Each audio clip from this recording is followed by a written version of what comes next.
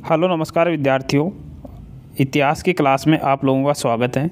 आज की क्लास में हम मौर्य काल से संबंधित वन लाइनर क्वेश्चन आंसर देखेंगे जो आने वाली एग्ज़ाम के लिए काफ़ी इम्पोर्टेंट हैं। तो शुरुआत करते हैं आज की क्लास। मौर्य साम्राज्य की स्थापना किसने की? तो मौर्य साम्राज्य की स्थापना चंद्रगुप्त मौर्य ने 322 ईसा पूर्व में की थी।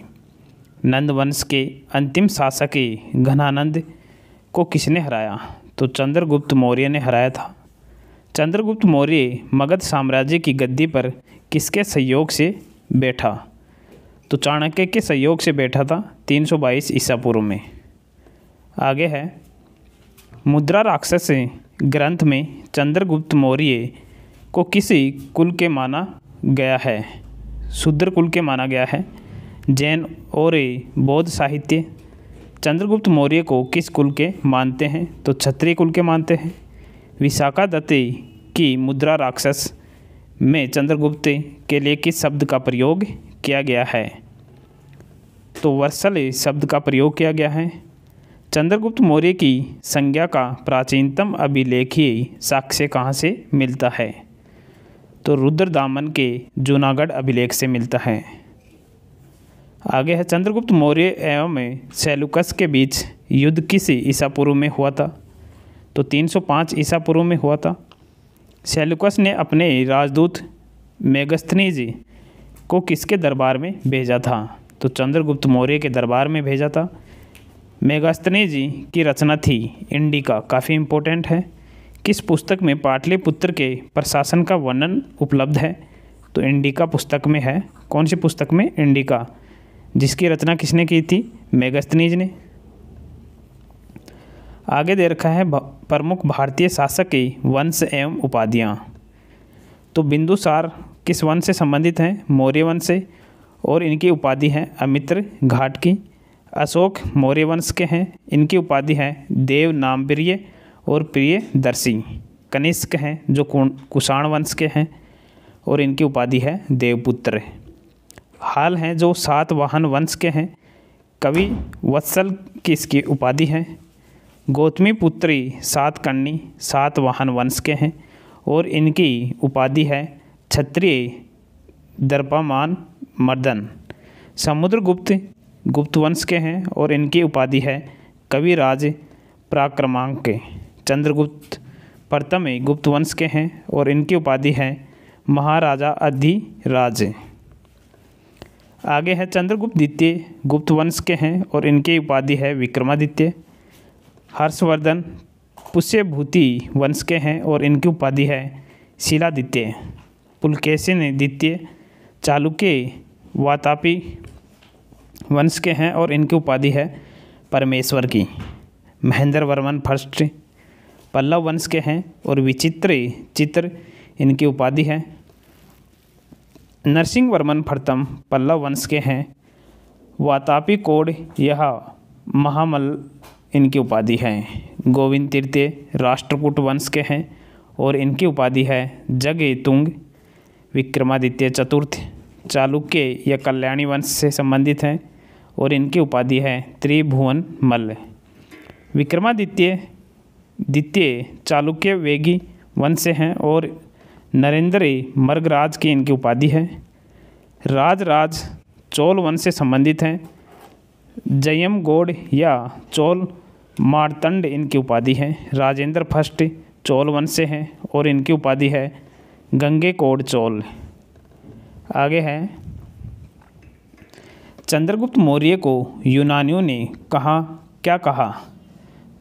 तो सेंड्रोकोटस कहा है। अपने जीवन के अंतिम समय में चंद्रगुप्त ने कौन सा धर्म स्वीकार किया? तो जैन धर्म को स्वीकार किया है। चंद्रगुप्त मौर्य की मृत्यु कब और कहाँ हुई थी?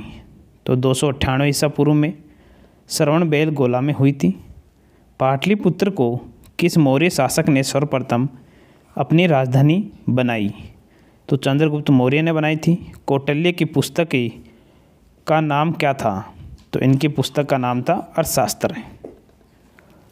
आगे है, सेल्यूकस ने चंद्रगुप्त को कौन कौन से प्रांत दिए थे? तो काबुल, हेरात, कंधार एवं मकरान। चंद्रगुप्त मौर्य का साम्राज्य कितने प्रांतों में विभाजित था? तो 4 प्रांतों में विभाजित था। चंद्रगुप्त मौर्य के दक्षिण विजय की जानकारी किस वंश से मिलती है? तमिल ग्रंथ एहनानूर एवं मुन्ना नूर से मिलती है। चंद्रगुप्त मौर्य के विभागों के अध्यक्ष को क्या कहा जाता था? तो इन्हें अमात्य कहा जाता था। चंद्रगुप्त मौर्य का प्रधानमंत्री कौन था? तो चाणक्य था। चंद्रगुप्त मौर्य का जैन गुरु कौन था? भद्रभाहु था। काफ़ी इंपॉर्टेंट क्वेश्चन है। आगे है, चंद्रगुप्त मौर्य ने अपना शरीर किस प्रकार से त्याग किया था? शैललेखना विधि से। किस ग्रंथ में चंद्रगुप्त मौर्य का विशिष्ट रूप से वर्णन हुआ? विशाखदत्त में। मालवा, गुजरात एवं महाराष्ट्र किस शासक ने पहली बार जीते? तो चंद्रगुप्त मौर्य ने। चंद्रगुप्त मौर्य का पुत्र बिंदुसार किस ईसा पूर्व में गद्दी पर बैठा? 298 ईसा पूर्व में। तक्षशिला में विद्रोह किस शासक के समय हुआ था? बिंदुसार के। बिंदुसार के दरबार में कौन यूनानी राजदूत आया था? डाईमेकस आया था। बिंदुसार किस संप्रदाय का अनुयायी था? आजीविक संप्रदाय का। डाईमेकस या डिमेकस किसके शासनकाल में भारत आया था? बिंदुसार के। बिंदुसार का प्रधानमंत्री कौन था? चाणक्य। पाटलिपुत्र को पालिब्रोथा नाम किसने दिया था? मेगास्थनीज ने दिया था। बिंदुसार की मृत्यु के समय अशोक किस प्रांत का गवर्नर था? उज्जैन का गवर्नर था। मौर्य साम्राज्य का महानतम शासक कौन था? अशोक। अभिलेखों में अशोक को किस नाम से संबोधित किया गया है? देवानाम प्रिय या देवानाम प्रियदर्शी।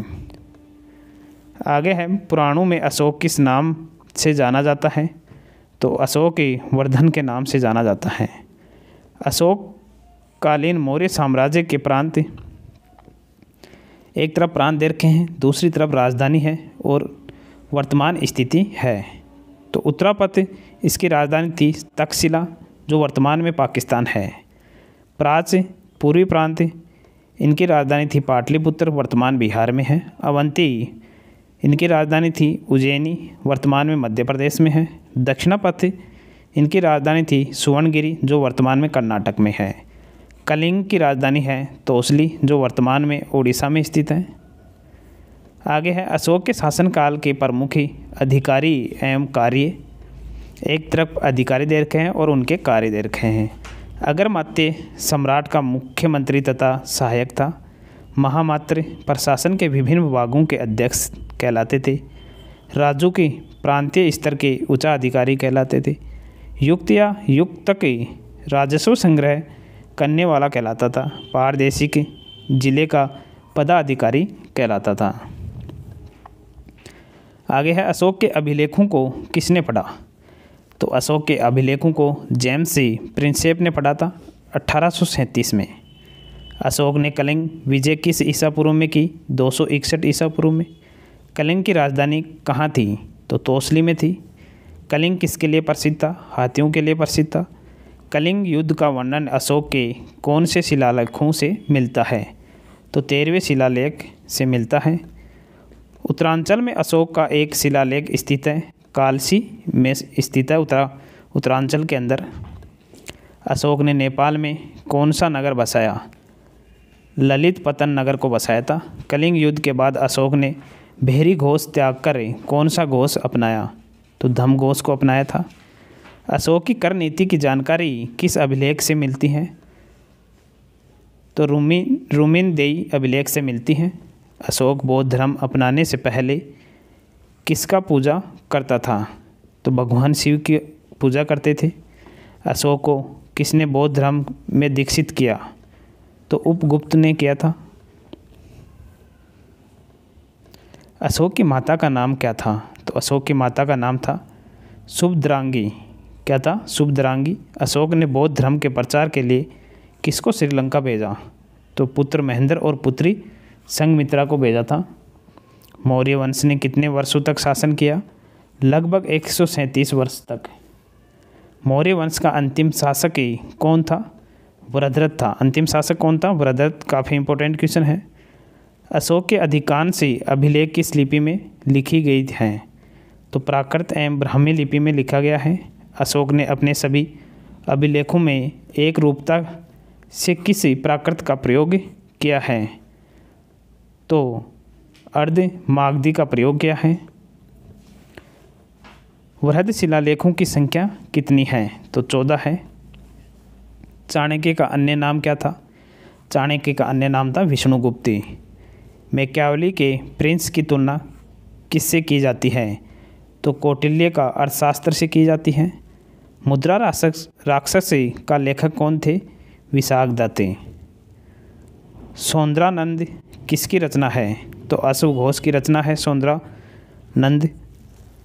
आगे है अशोक के शिलालेख की प्राप्ति के स्थान, खोज वर्ष, स्थान एवं लिपि।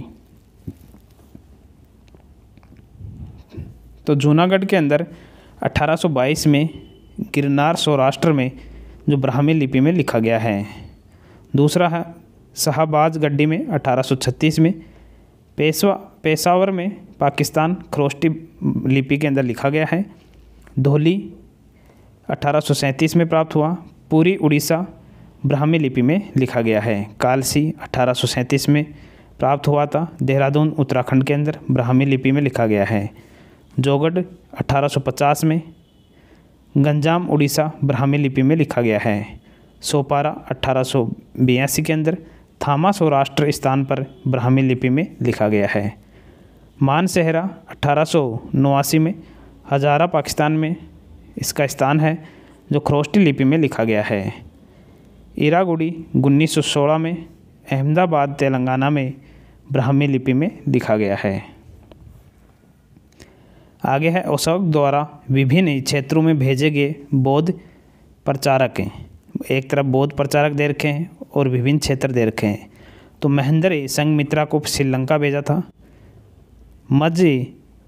मज्ज्ञा नीतिक कश्मीर व गांधार भेजा था। सोन व उत्तरा सुवर्ण भूमि में भेजा था। रक्षित को उत्तरी कन्नारा में भेजा था। धर्म रक्षित को पश्चिमी भारत में भेजा था।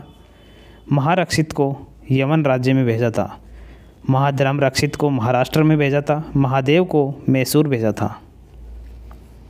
आगे है सांची का स्तूप किस शासक ने बनवाया था? तो अशोक ने बनवाया था। मौर्य वंश से पूर्व मगध का शासक कौन था? घनानंद था। कौटिल्य ने किस भाषा में अर्थशास्त्र की रचना की थी? संस्कृत भाषा में। कौटिल्य के अर्थशास्त्र में किस पहलू का प्रकाश डाला गया? राजनीतिक नीतियाँ का प्रकाश डाला गया है। कौटिल्य द्वारा रचित अर्थशास्त्र कितने अधिकरणों में विभाजित है? तो 15 में विभाजित है। चंद्रगुप्त मौर्य के शासनकाल में धार्मिक अनुष्ठानों का मंत्री को क्या कहा जाता था? तो पुरोहित कहा जाता था। मौर्य काल में जनपद से प्राप्त होने वाली आय को क्या कहा जाता था? राष्ट्र कहा जाता था। मौर्यकालीन शासन व्यवस्था की सर्वाधिक छोटी इकाई थी ग्राम। अशोक के 14 शिलालेखों में सर्वाधिक महत्व वाला कौन सा शिलालेख है? 13वां शिलालेख। अशोक ने कौन से शिलालेख में यह घोषणा की है कि सभी मनुष्य मेरे बच्चे हैं? तो प्रथम शिलालेख में घोषणा की थी। अशोक का 13वां शिलालेख जिसमें कलिंग विजय का वर्णन है, कहाँ से प्राप्त हुआ था? तो धौली से प्राप्त हुआ था। अभिलेखों में से किसमें अशोक का नामा उल्लेख हुआ है? तो गुजरा में। अशोक के द्विभाषाई ग्रीक और आरामाई के अभिलेख कहाँ से प्राप्त हुए थे? सर ए कुन्ना या कंधार से प्राप्त हुए थे। अशोक के प्रमुख शिलालेख एवं उनमें वर्णित विषय देखने वाले हैं। तो पहला शिलालेख है जिसके अंदर इसमें पशु बलि की भर्त्सना की गई है। दूसरा है इसमें मनुष्य एवं पशु दोनों की चिकित्सा व्यवस्था का वर्णन किया गया है। तीसरे के अंदर इसमें युक्तकों, राजुकों तथा पारदेशकों को आदेश दिया गया है कि हर 5वें वर्ष के उपरांत साम्राज्य के सभी भागों में निक्षाटन के लिए जाएं तथा धर्म के प्रसार हेतु भी कार्य करें।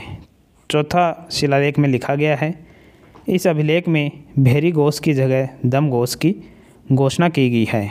5वें शिलालेख में शिलालेख में धर्म महापात्रों की नियुक्ति के विषय में जानकारी मिलती है। छठा शिलालेख इसमें सक्षम प्रशासनिक व्यवस्था का वर्णन तथा आत्मनियंत्रण की शिक्षा दी गई है। 7वें के अंदर सभी संप्रदायों के बीच सह अस्तित्व, आत्मसंयम तथा मानसिक शुद्धता का आह्वान किया गया है। 8वें के अंदर इसमें अशोक की तीर्थ यात्राओं का उल्लेख किया गया है। 9वां के अंदर इसमें सच्ची भेंट या तथा सच्चे शिष्टाचार का उल्लेख किया गया है। 10वें में इसमें अशोक ने आदेश दिया है कि राजा तथा उच्च अधिकारी हमेशा प्रजा के हित में सोचें। 11वें शिलालेख इसमें दमम को महिमा प्रदान करना, दम की प्रशंसा एवं अनुशंसा, धम में सहयोग एवं धम की शिक्षा प्रदान करना बताया गया है। 12वें शिलालेख में इसमें स्त्री महामात्रों की नियुक्ति एवं सभी प्रकार के विचारों के सम्मान की बात कही गई है। 13वें शिलालेख काफ़ी इम्पोर्टेंट है। इसके अंदर यह अभिलेख अशोक का सबसे लंबा अभिलेख है, तो सबसे लंबा अभिलेख है। इसमें कलिंग युद्ध का वर्णन किया गया है एवं अशोक के हृदय परिवर्तन की बात कही गई है। 14वां अभिलेख में इसमें अशोक ने जनता को धार्मिक जीवन बिताने के लिए प्रेरित किया गया है। आगे है मौर्य काल में जनसाधारण की भाषा क्या थी, तो पाली भाषा थी। मौर्य साम्राज्य में प्रचलित मुद्रा का नाम क्या था, तो पण था। मौर्य काल में शिक्षा का सर्वाधिक प्रसिद्ध केंद्र था तक्षशिला। किस मौर्य राजा ने दक्कन की विजय प्राप्त की थी, चंद्रगुप्त मौर्य ने। किस जैन ग्रंथ में चंद्रगुप्त मौर्य के जैन धर्म अपनाने का उल्लेख मिलता है, परिशिष्ट पर्वन के अंदर। किस महीने से मौर्यों का राजकोषीय वर्ष आरंभ हुआ था, आषाढ़ जुलाई के अंदर। आगे है पाटलिपुत्र में स्थित चंद्रगुप्त महल मुख्यतः बना था लकड़ी का। मौर्य काल में सीता से तात्पर्य है राजकीय भूमि से प्राप्त आय। किस अभिलेख से यह साबित होता है कि चंद्रगुप्त का प्रभाव पश्चिमी भारत तक फैला हुआ था, रुद्रदमन का जूनागढ़ अभिलेख से प्राप्त होता है। वैसे स्तंभ जिसमें अशोक ने स्वयं को मगध का सम्राट बताया है, ब्राह्मो स्तंभ में। किसी राज्यादेश में अशोक के व्यक्तिगत नाम अशोक का उल्लेख मिलता है, मास्की में। श्रीनगर की स्थापना किस मौर्य शासक ने की, अशोक ने की थी। किस बौद्ध मूल ग्रंथ में मौर्य सम्राट अशोक का विवरण शामिल है, महावंश के अंदर। सम्राट अशोक की वह पत्नी जिसने उसे प्रभावित किया था, कारुवाकी ने। किस ग्रंथ में शूद्रों के लिए आर्य शब्द का प्रयोग हुआ है, अर्थशास्त्र में। मौर्य काल में एग्रोनोमाई किसे कहा जाता था, सड़क निर्माण अधिकारी को। मौर्य काल में गुप्तचरों को क्या कहा जाता था, गुड़ पुरुष कहा जाता था।